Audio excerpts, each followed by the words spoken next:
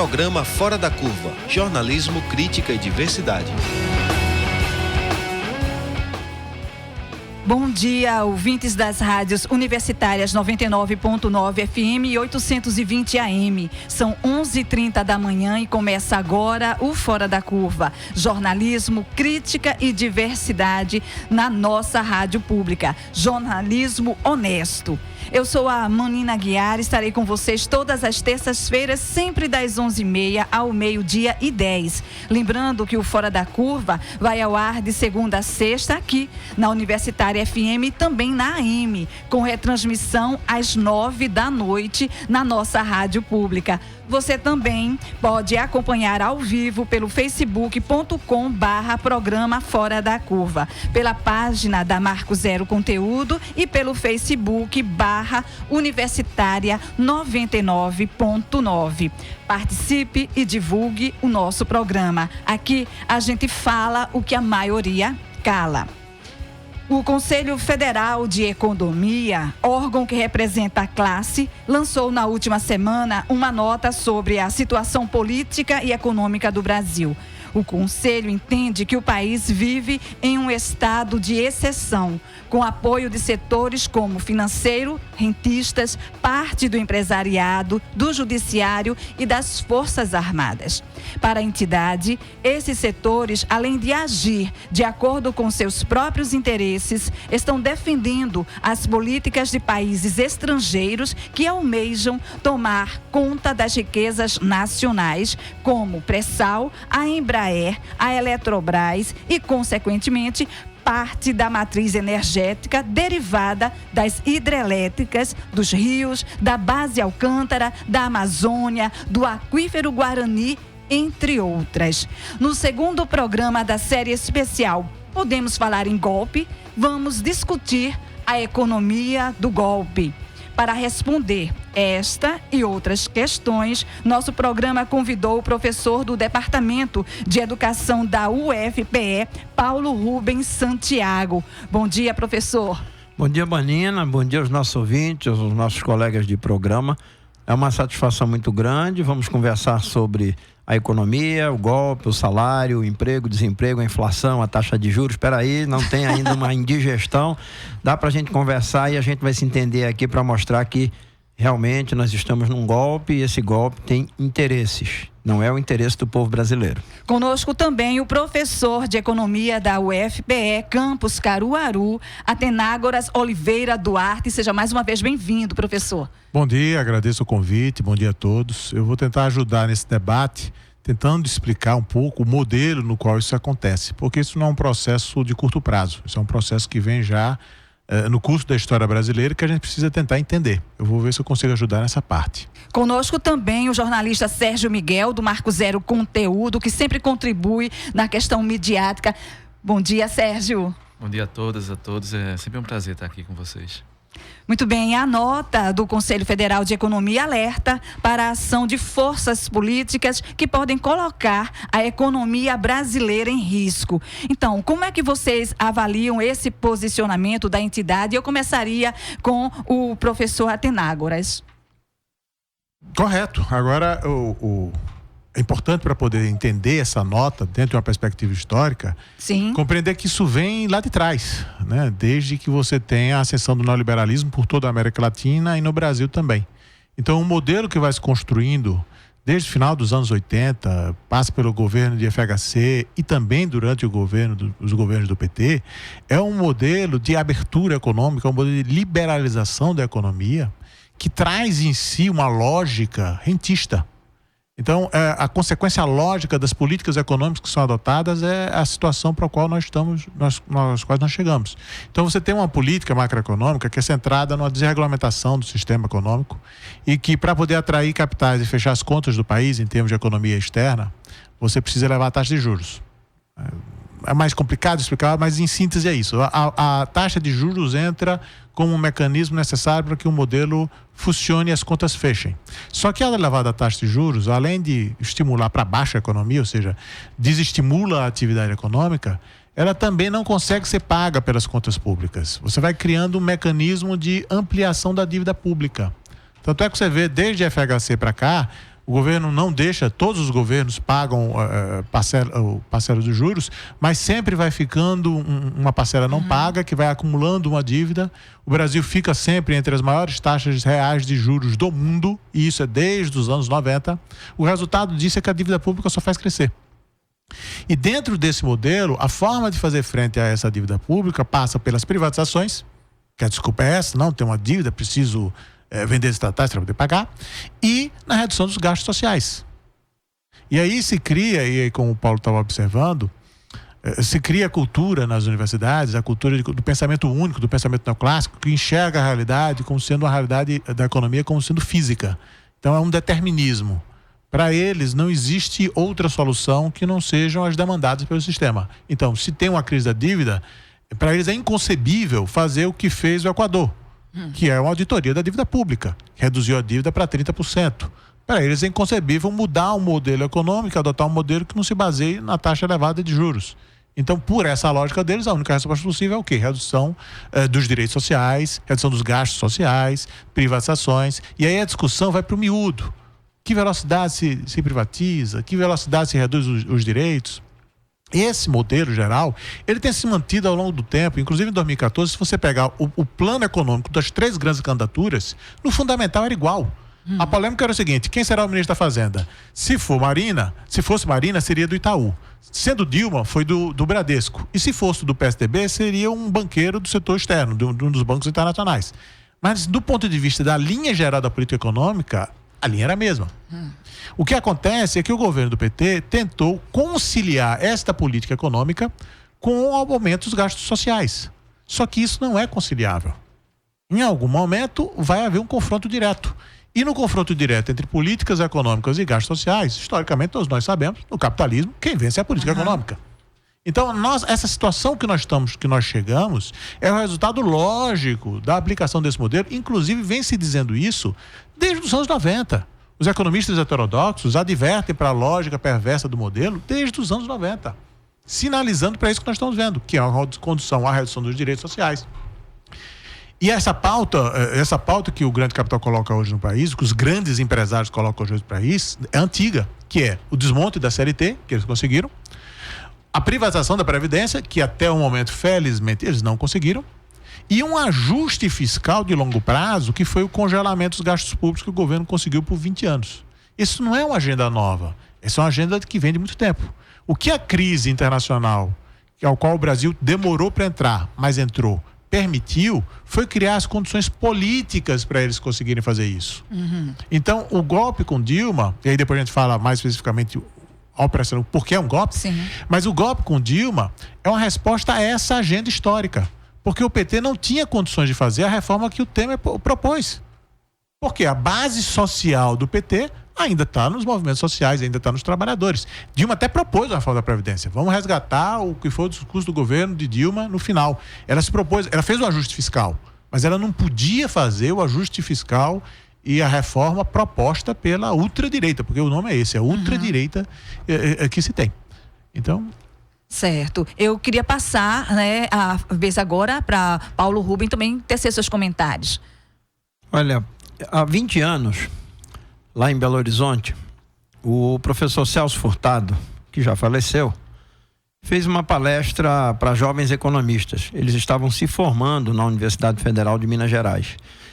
E, entre outras coisas, ele disse o seguinte: para a gente compreender o Brasil, a gente tem que ter uma visão mais ampla dos problemas sociais, dos conflitos e das dificuldades. E essa visão mais ampla você só tem quando você não ouve apenas um tipo de informação, não lê apenas uma notícia de um determinado veículo de comunicação.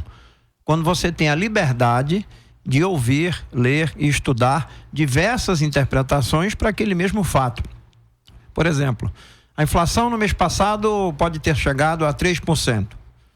Todo mundo vai dizer, a inflação chegou a 3%. O que é que provocou essa inflação chegar a 3%? Foi o aumento do pão, foi o aumento da gasolina, foi o aumento da conta de energia, foi a seca no sertão que não trouxe a macaxeira para a feira. O que fez a inflação subir? Então, quando o Celso Furtado falava disso há 20 anos, era exatamente pela preocupação do cidadão ter a liberdade e a consciência de compreender os problemas sociais, mas compreender de uma forma ampla, não apenas ouvindo um único lado ou uma única versão dos fatos. O que é que vem acontecendo no Brasil há alguns anos? Você tem quase 95% das empresas de comunicação que fazem as notícias econômicas de manhã cedo, ao meio-dia, à tarde, o Jornal da Noite, o Jornal de Madrugada, são empresas de 5 grupos empresariais familiares, controlam quase 95% de toda a produção. Uma jornalista de São Paulo fez um estudo interessantíssimo e ela publicou esse estudo, intitulado O Juro da Notícia. Peraí, se você põe dinheiro na poupança, você ganha juro. Se você compra um título do governo, você ganha juro. Quem fabrica a notícia pode ganhar juro? Pode ter lucro com isso? Pode. É exatamente o que essa jornalista chamada Paula Politi provou na sua tese. E ela estudou todos os grandes jornais econômicos, todas as grandes notícias, desde 1980. E ela conseguiu comprovar que essas notícias elas foram sendo manipuladas pelos grandes bancos, pelas consultorias financeiras, pelos donos do capital. E aí o cidadão, quando está em casa e liga uma emissora de rádio e ouve uma notícia, ele pensa que aquela notícia é feita de uma forma desinteressada, de uma forma profissional, de uma forma a informar as pessoas. Imparcial. Não é imparcial. Por trás dessas notícias estão todas essas artimanhas que o professor Atenagros colocou aqui com muita clareza. Então, o cidadão, ele precisa ter a liberdade de ter as informações econômicas, porque nem toda inflação tem a mesma causa. Uma inflação de 5% no Japão não é a mesma inflação de 5% no Brasil, na Argentina, no México, no Equador, na Venezuela, nos Estados Unidos, na China.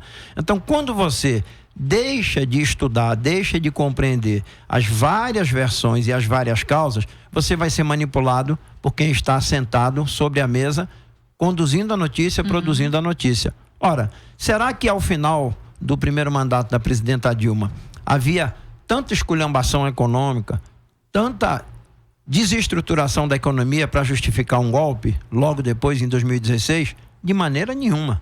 Havia dificuldades em várias áreas das atividades econômicas, como uma pessoa que faz uma série de exames, o médico olha e diz: eita, tem que baixar o colesterol, tá comendo muito açúcar, né? Tá comendo muita gordura, tá fazendo atividade física.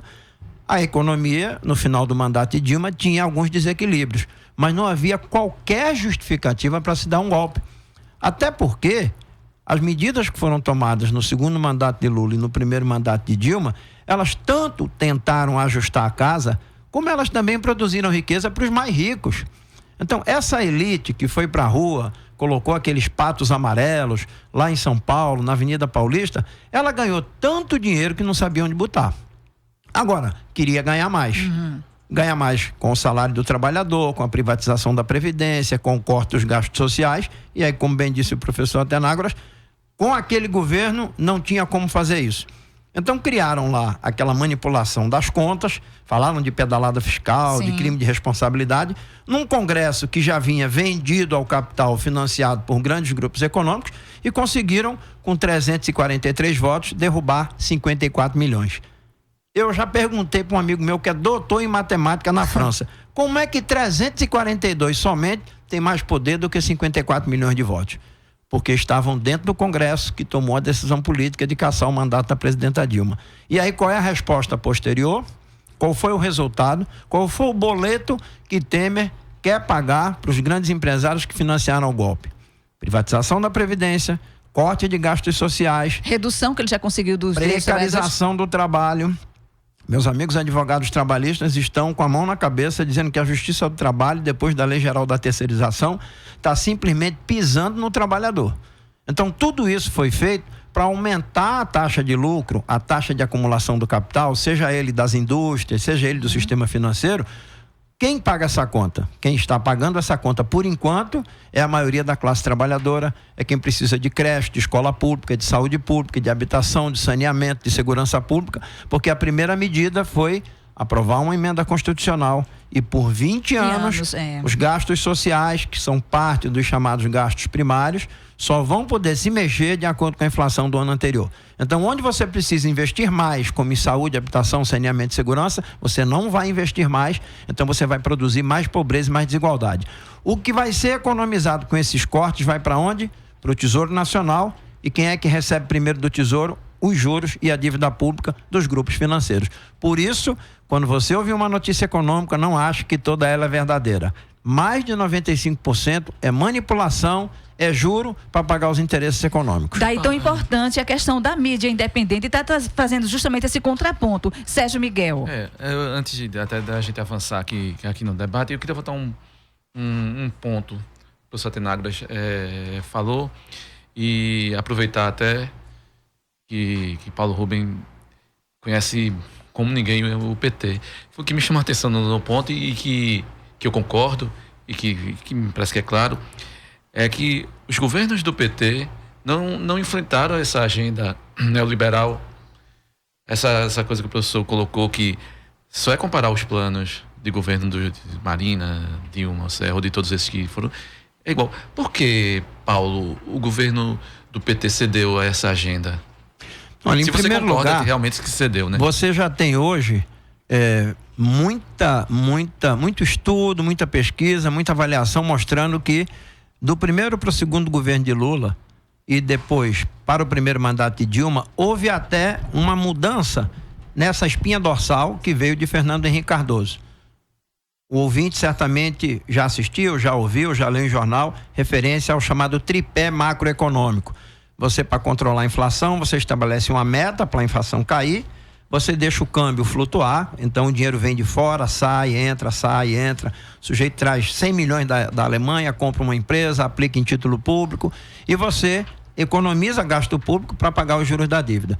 Entre o segundo mandato de Lula e o primeiro mandato da Dilma, quando sai o Palocci e entra o Guido Mantega, houve sim algumas alterações, mas muito tímidas, porque as alterações estruturais você tinha que começar com a tributação progressiva, com a recuperação do papel do Estado para financiar infraestrutura, desenvolvimento, políticas sociais, com uma reforma política para libertar as eleições, os parlamentares e os partidos do poder econômico dos grandes grupos do capital. Diga-se de passagem que em 2005, um grupo de 23 deputados federais do PT, do qual eu tive a honra de ser coordenador por um período, entregamos ao Lula uma proposta que propunha reforma política com esse objetivo, libertar ou reduzir o peso do poder econômico nas campanhas. O que aconteceu? Quanto mais você fez eleições, em vez de você fortalecer a independência e a autonomia da democracia, mais você violentou a democracia. A cada ano, você vai no Tribunal Superior Eleitoral, você tem mais influência do poder econômico, comprando mandatos, comprando partidos, submetendo a democracia ao sequestro, como bem diz o economista de São Paulo, Ladislau Dolbo. Por que o PT não enfrentou? Porque havia medo de uma ruptura. Havia medo de que posições mais drásticas, posições mais duras, levassem a um processo de ruptura ou a um processo de impeachment. Ora, o que aconteceu? Você terminou perdendo o mandato, sofrendo um golpe, não porque você tentou virar o jogo, mas porque você se adaptou tanto ao jogo, tanto às regras do jogo, que para a grande economia você terminou sendo descartável. Porque se Dilma fizesse as reformas de acordo com o mercado, e ela foi eleita e logo em seguida entregou o Ministério da Fazenda a um representante do sistema financeiro, quando, na minha opinião, ela deveria, no dia 2 de janeiro de 2015, ter convocado uma rede nacional de rádio e televisão e ter dito: é o seguinte, fizemos isso. Transferimos tantos bilhões para os empresários com o BNDES, transferimos tantos bilhões para os empresários com a desoneração da folha para o INSS, transferimos tantos bilhões com a desoneração de uma série de impostos. Onde é que vocês enfiaram esse dinheiro? Cadê o dinheiro que nós transferimos dos impostos do BNDES para o capital? Não se fez isso.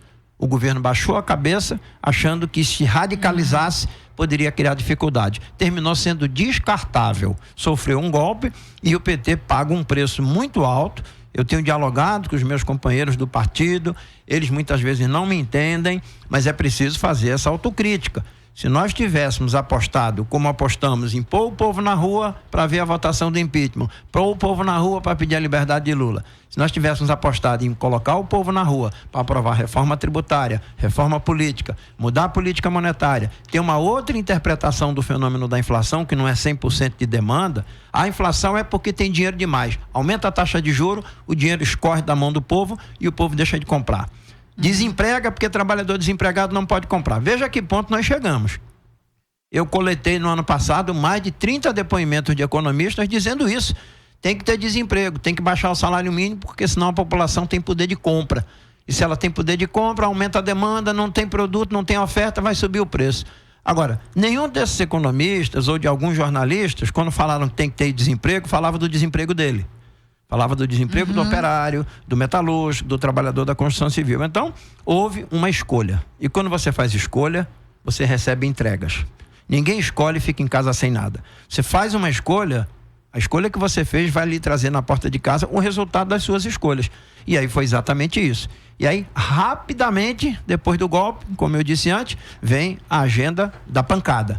É a PEC 241, é a Lei Geral da Terceirização, é a tentativa de reforma da Previdência e agora, esta semana, uma conferência em Brasília, promovida por entidades patronais da saúde, tentando acabar com o SUS. Criar um Sistema Nacional de Saúde que, na minha avaliação, vai tentar caminhar no mesmo caminho do ensino superior privado. Vão querer dinheiro público, com desoneração tributária, com financiamento público, como o ProUni e o FIES, para expandir a rede privada, ou criar um plano de saúde safado, popular, pobrezinho, para tirar os pobres das emergências, da UPA e dos hospitais públicos. Então, é preciso reagirmos a isso, porque nós temos recursos suficientes na Seguridade Social, que é a mãe da saúde, da previdência e da assistência, desde 88, para termos um bom sistema único de saúde. Eu sou usuário do SUS, eu não tenho plano de saúde. Então, todo cidadão, se pensar na saúde e não pensar na doença, ele vai programar suas consultas no SUS, ele vai cuidar da sua alimentação, ele vai fazer atividade física. O problema é que se criou a cultura da doença. Então, se eu penso primeiro na doença, eu tenho que pensar num plano de saúde. E aí o que acontece? Você desvia recursos públicos da atenção básica e da saúde e vai transferir isso para as empresas de saúde, os planos de saúde. Vamos resistir, é possível, é viável e é necessário. A gente remete mais uma vez a um comentário, né, de Paulo Rubem no acesso às informações, não é? E eu gostaria que você também fizesse uma análise. E aí nota 10, nota 1000 para Marco Zero, viu? Marco e por fora Zero da conteúdo. Curva. Cá para nós. Vocês sabem que eu não sou de alisar, né? Mas muito bom, fora da curva, Marco Zero, um papel extraordinário. Aproveitando aí para fazer uma propagandazinha, a gente acabou de colocar no ar, lá na Marco Zero, uma matéria especial sobre os índios chucurus. Quem quiser dar uma olhada lá. Eu já vi antes de sair de casa. Parabéns. Dá uma olhada lá, que o material tá bem interessante. Concordo com o que Paulo falou do ponto de vista da mídia. É isso mesmo, assim. Essa coisa do... Isso, na economia, isso fica bem visível, mas nos outros setores também. A mídia tem, por ser concentrada na mão de poucas pessoas, tem esse discurso único. Por isso a importância da coisa do jornalismo independente, dessa criação de uma rede, de um novo ecossistema de informação, sabe? De várias, com pluralidade e diversidade. Então a Marco Zero, junto com vários outros coletivos, vários outros independentes, que é uma forma de se contrapor a isso. Agora, um raciocínio que pode até o pessoal que pode colaborar, me parece que a mídia, nessa questão da economia, ela tem muito mais poder de destruir. Vamos supor, a economia está funcionando direitinho, eu acho que é muito mais fácil ela desestabilizar, porque eu acho que a economia tem uma parte ali de confiança da população que é importante, do que uma economia estando ruim ela convencer que aquilo está bom. Porque me parece que quando está ruim, afeta, a pessoa sente mais diretamente.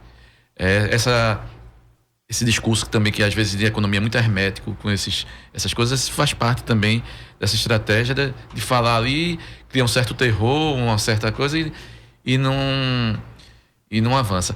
Mas eu tenho percebido, não sei, que esse discurso da economia, que foi uma base muito importante do golpe, me parece que ele tem saído do eixo principal. Me parece que eles têm tentado colocar um discurso de segurança pública, obviamente porque a economia não está indo bem, né?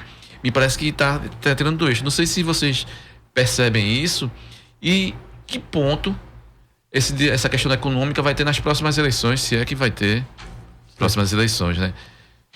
Veja só, Atenágoras. primeiro é isso, né? Na medida em que a economia não respondeu, fica desmoralizado qualquer discurso por esse campo. Dizer que 1% de recuperação de aumento do PIB, a recuperação E sem sentido, comemorar despautério, isso, né? porque continuamos aí com os mais de 13 milhões de desempregados. E outra coisa, a economia oscila. Você pega todas as outras recessões históricas do país, você tem a queda do PIB um ano, o outro ano recupera, depois volta a cair. Isso é normal. Agora, eu só queria 2 aspectos que eu acho que é importante citar. Primeiro, que a inflação. Tinha um economista brasileiro, Inácio Rangel, que vai mostrar que a inflação no Brasil, quando há recessão, aumenta. Por quê? Porque nós temos uma economia oligopolizada. Um oligopólio é quando poucas empresas mandam no mercado. Quando poucas empresas mandam no mercado, elas têm tamanha força do mercado que elas conseguem aumentar os preços e a queda nas vendas não é proporcional. Então, para compensar a queda nas vendas, as grandes empresas brasileiras aumentam seus preços. Na recessão, nós temos ao contrário, nós temos mais inflação. Então, é bom você lembrar essa outra forma de ver essa questão da inflação. Agora, eu queria lembrar que este processo do golpe, ele não parou em 16 e ele tem novas demandas. O golpe, é bom observar o seguinte, o que acontece? Alegou-se que a presidente cometeu um crime de responsabilidade. Qual seria esse crime de responsabilidade? As pedaladas fiscais. Basicamente é o quê? Antecipação de receita. Então você tem que uma política econômica é criminalizada. E não se aceita nenhuma outra. Então, se ela tinha uma política ortodoxa, ela tinha uma política conservadora. O que ela tentou foi atenuar os impactos desse conservadorismo. Ora, se a mera atenuação vira crime, que dirá uma política econômica heterodoxa?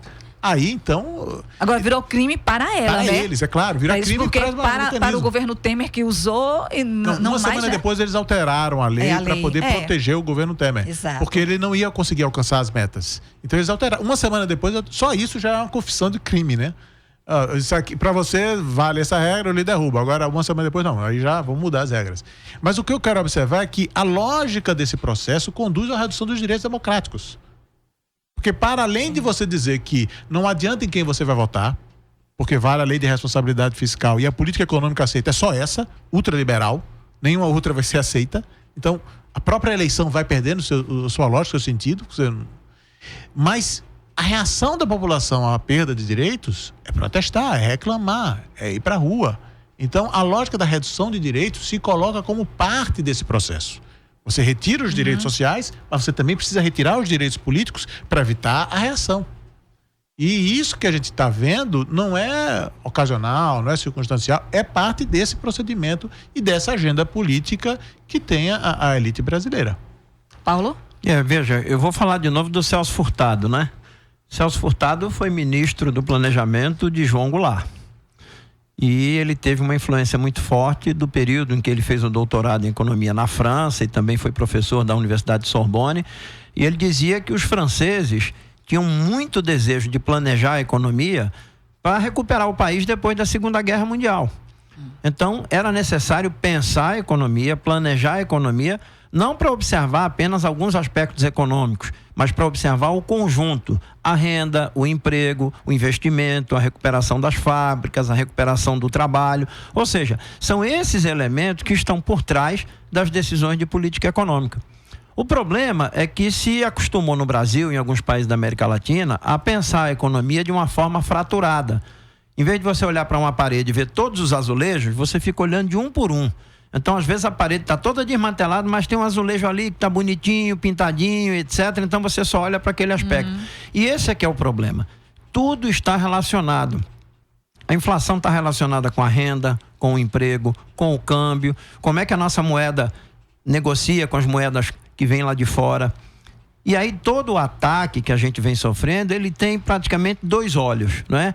Vamos atacar por fora e vamos atacar por dentro. Como é que você ataca a economia de um país de fora para dentro? Como é que você impede que um governo eleito pelo povo tome decisões de acordo com a vontade do povo? Primeiro, você tem as agências internacionais, o noticiário internacional, que pode produzir notícias grandes e muito agudas do ponto de vista da chantagem. Olha, se o presidente Atenágoras, se o presidente Miguel tomar determinadas decisões, já se decidiu lá fora que nenhum empresário estrangeiro vai botar dinheiro no Brasil. Eita, lascou. Então, Atenágoras não vai poder implantar uma política econômica porque já se disse no noticiário Até já se entrevistou esses estrangeiros que vêm falar português atravessado aqui, dizendo que não vai ter investimento, então não tem emprego. Sim. Então já é uma forma de cortar as pernas de Atenágora. Como é que você ataca por dentro? Com o próprio noticiário. Ou então comprando o Congresso, comprando a democracia. Então você faz eleições, mas compra os mandatos. Você elege um presidente pelo voto do povo, mas a democracia não pode andar porque você tem o Fundo Monetário Internacional, as agências internacionais de notícia e aquelas outras agências que de vez em quando vêm para cá dar pitaco, dizer que o Brasil precisa rebaixar a nota, que o Brasil tem que fazer reforma da Previdência, ou seja, você encurrala. É feita aquela luta de boxe que um vai apanhando, ele vai para onde? Pro corner. Ele vai lá pro cantinho. Tem que se reagir, tem que se mostrar que no Brasil, lá em Caruaru, no curso de economia, o professor Atenágoras, no Rio de Janeiro, na Universidade Federal, na Universidade de Campinas, na Universidade de Brasília, sindicatos, o DIEESE, existem várias instituições no Brasil com capacidade de interpretar tudo isso que se mistura, a inflação, o salário, a renda, a dívida pública, o câmbio, o emprego, o investimento, e mostrar outros caminhos. As alternativas. As alternativas. Mas como é que você vai mostrar alternativas e você vai concorrer, por exemplo, com a opinião de um jornal nacional às 8 horas da noite? Como é que você vai concorrer com Folha de São Paulo, com Jornal o Globo, com Valor Econômico, com Jornal Estado de São Paulo, que são multiplicados? Uma vez uma coisa me chamou a atenção. Uma notícia publicada no Jornal da Câmara dos Deputados, através da agência Câmara, ela era reproduzida em 1.200 veículos de comunicação do Brasil. Até num jornalzinho de uma cidade do interior de Mato Grosso. Eu fiquei impressionado com isso. Ora, se uma agência de notícias, como a agência Câmara, da Câmara dos Deputados, consegue se multiplicar dessa forma, imagine o noticiário das 8 no Jornal Nacional da Rede Globo. Imagine a Globo News, com aquela moça Miriam Leitão, dizendo tudo aquilo que ela diz, só para justificar as medidas econômicas conservadoras. Então nós temos que buscar... Isso há anos, não é? Há anos. Então você multiplica cada coisa que ela diz, pelos minutos que ela fala, pelos dias da semana, pelas semanas dos meses, pelos meses dos anos e pelos anos em que ela está lá falando. Então você só tem um lado. Uma vez me entrevistaram perguntando se eu era a favor da liberdade de imprensa. Eu digo que sou a favor. Dê um exemplo. Cada vez que eu ouvi Miriam Leitão falando, depois eu quero 5 minutos também para uma Tânia Bacelar, para um João Sixu, para um Ladislau Dolbo, para um Luiz Gonzaga Beloso, porque meio de comunicação é concessão pública. Você que está em casa, quando você assiste o Jornal Nacional, há uma empresa por trás daquilo, mas ela só pode produzir a notícia porque ela tem uma concessão pública. Então, se a concessão é pública, tem que mostrar vários lados do mesmo fato, para você que está em casa escolher numa eleição um programa, um candidato, para você que está em casa decidir, eu vou para a rua porque eu quero aprovar essa reforma tributária progressista. Não é justo que a maior parte dos impostos no Brasil sejam pagos pelos assalariados e pelas famílias que consomem. Enquanto na Europa, enquanto na Noruega, na Suécia, na Alemanha, na Inglaterra, quem mais paga imposto são os mais ricos, os que têm mais renda, os que têm mais patrimônio, as grandes heranças. Veja, o imposto de herança no Brasil é estadual. Ele é no máximo 4%. Ele chega a 50%, 40%, 50%, 60% em vários países da Europa. E lá ninguém está se suicidando por causa disso. Então há toda uma manipulação. Veja aquele caso do impostômetro, ali na Madalena, Sim. no prédio de uma faculdade, impostômetro. O professor Dolbo disse que pior do que você falar mal dos impostos é você desconhecer que quem mais tira dinheiro da sociedade é a taxa de juros. A taxa de juros oficial, a taxa de juros dos bancos. Então tinha que se criar o jurômetro e não o impostômetro. Então tudo isso é uma disputa. O que o cidadão precisa entender é que esse jogo da chamada macroeconomia é uma disputa. Produz riqueza para pouca gente, precariedade, dificuldade, desigualdade e pobreza para muita gente. Quem é que tem que virar o jogo? A gente. Olha só, é exatamente isso que a gente vai conversar agora. Altas taxas de desemprego, baixo poder de consumo, elevados índices de endividamento e fantasmas da fome e miséria rondam a população mais pobre do país. Então, como retomar o desenvolvimento econômico com inclusão social em meio a tanta insegurança jurídica e instabilidade institucional? Atenágoras. Bom, em primeiro lugar, um comentário sobre o que ele falou, que a imprensa está em campanha meio que histérica até. Eu ouvi essa semana uma jornalista dizendo que as candidaturas de centro precisavam se unir. E aí ela vai listar as candidaturas de centro. Rodrigo Maia, Michel Temer e Henrique Meirelles. Em que planeta eles são de centro, eu não sei. Mas estava em todo o esforço para vender a imagem que eles seriam o centro e que os outros seriam as polarizações envolvidas. Quanto à questão de que se fazer, é bom se observar que vários países experimentaram confrontos com o mercado, com os investidores. Nos anos 90, quando teve a crise asiática, disseram que a Malásia ia para o inferno e que ninguém nunca mais ia investir na Malásia, porque ela declarou moratória. Ela voltou a crescer, voltaram a investir na Malásia. Porque esses empresários não rasgam dinheiro. Então você tem o Equador, que fez a sua auditoria da dívida pública e está lá funcionando muito bem. Melhor, inclusive. Existem, sim, vários casos de tentativas com sucesso de confrontamento. Agora você tem que se dispor a tentar. Vou só dar um exemplo do que você está falando. Eu até fiquei lendo assim, li 2 vezes, 3 vezes para ver se era verdade.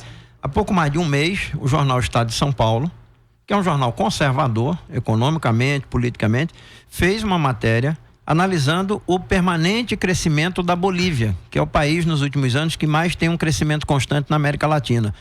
Qual foi o divisor de águas da esculhambação de antes para o crescimento econômico constante com distribuição de renda? A nacionalização da exploração do petróleo. A partir do momento que a Bolívia arruma a casa e passa a controlar, sob domínio da União, a exploração do petróleo, ela começou a ter condições de constituir um fundo que é muito parecido, talvez, com o nosso fundo do pré-sal, o fundo dos royalties, né? Onde nós colocamos a emenda dos 50% para educação, foi de minha autoria. E lá na Bolívia, então, eles começam a se apropriar dessa riqueza que antes ia para as petroleiras americanas, inglesas, etc., norueguesas e tal. E com esse fundo, ele começa a retomar o papel do Estado para investimento. Ou seja, a Bolívia, que já foi o país mais pobre da América Latina, vem há cerca de 6 a 8 anos sendo o país que tem tido um crescimento constante, mas melhor ainda, um crescimento com distribuição social da riqueza. Para isso, foi muita pancada. O Evo Morales apanhou muito, teve ameaça de golpe, resistiram e estão construindo um modelo próprio para a nação boliviana, que pode ainda ter muitos problemas, mas foi a partir de uma decisão política que se conduziu a economia para esses objetivos sociais. Agora, aí é bom observar que é um modelo, ou seja, não é uma medida. Normalmente se costuma polarizar, reduzindo a esta ou aquela medida. Não é uma medida isolada que resolve o problema. É um conjunto de medidas articuladas entre si. Passa pelo equacionamento da dívida através de uma auditoria da dívida pública. Né? Passa pela ampliação dos espaços democráticos. Porque se você não coloca a sociedade em movimento, não se consegue conquistar essa agenda. Até para a própria definição das prioridades também é necessário esse equacionamento democrático. Então não é um problema estritamente econômico. Você tem que estabelecer formas de controle do fluxo de capitais, do capital que entra e do capital que sai, porque vira uma zona, vira um grande... como é o nome que se dá? Aquele jogatina. Uma grande jogatina. Então você precisa estabelecer mecanismos de controle disso para poder voltar a ter uma capacidade de investimento público. E esse investimento público tem que reestruturar... por exemplo, as nossas empresas estatais, que são parcialmente prejudicadas e privatizadas desse modelo. Então você tem não uma medida isolada, mas um bloco de medidas que seja voltado aos 99,9% da população.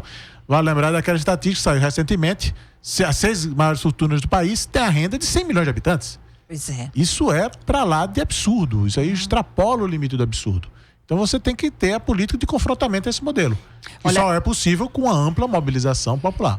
Eu estou olhando aqui para o relógio, 12h07, faltam 3 minutinhos. Eu queria pelo menos dar 2 minutinhos para vocês, para ir finalizando, Paulo. Então vamos lá, vamos compartilhar.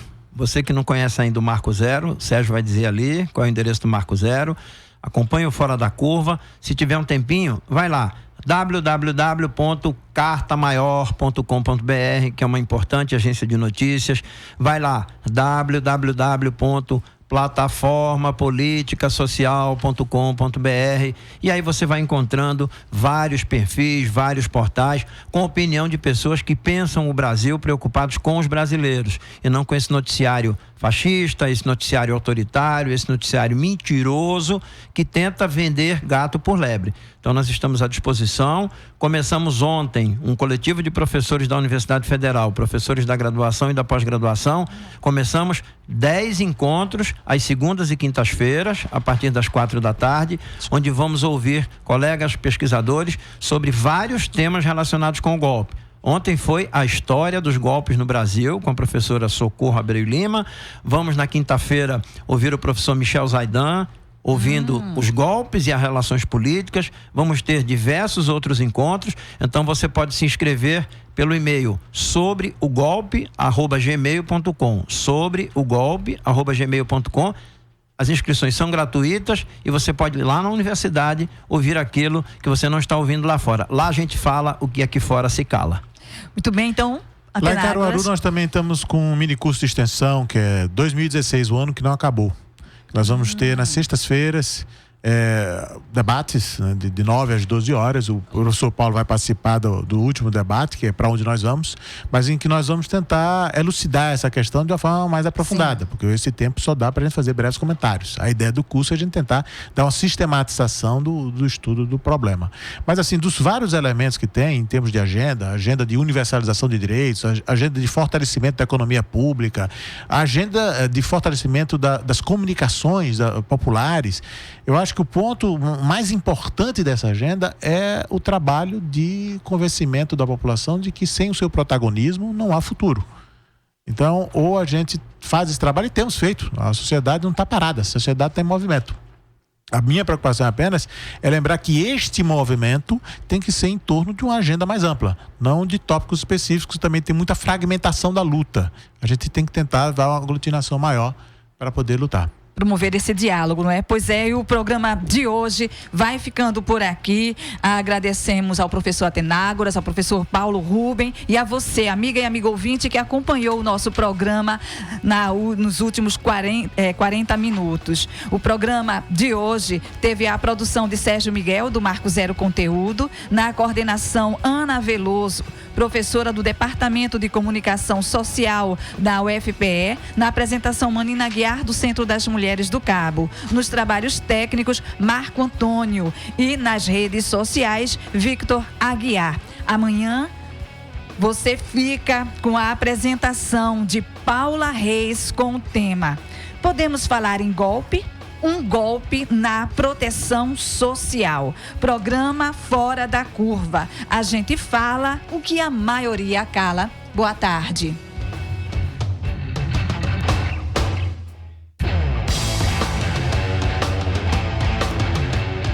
O programa Fora da Curva é uma realização do Departamento de Comunicação Social com o apoio do Departamento de Sociologia, do Núcleo de Design e Comunicação do Centro Acadêmico do Agreste e do Núcleo de Rádio e TV Universitária.